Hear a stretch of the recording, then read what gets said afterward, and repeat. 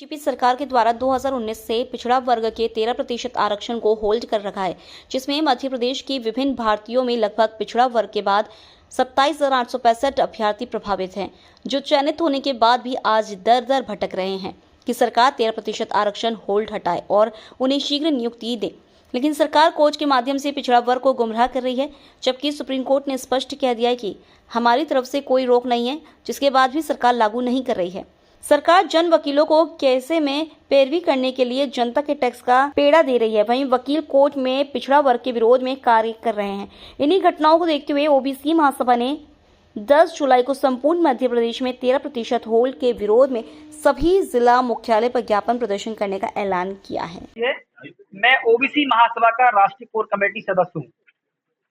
10 जुलाई को ओबीसी महासभा पूरे मध्य प्रदेश के अंदर जिला मुख्यालयों पर ज्ञापन प्रदर्शन करने जा रही है।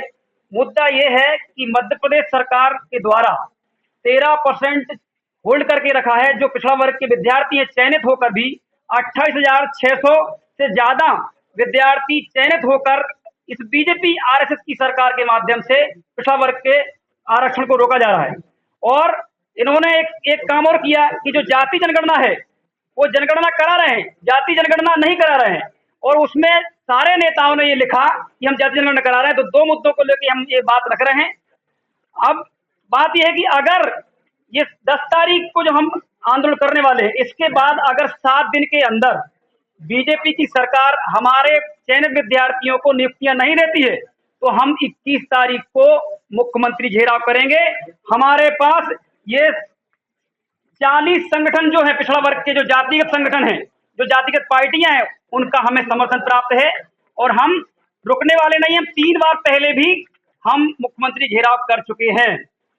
मेरा सिर्फ एक ही सवाल है कि जितनी भी भर्ती परीक्षाएं थी, कम से कम 25,000 होल्ड हैं, तो जिस याचिका का 18,105 जो याचिका थी उसका हवाला दिया जा रहा है, वह याचिका हाई कोर्ट और सुप्रीम कोर्ट दोनों जगह से खारिज हो चुकी है।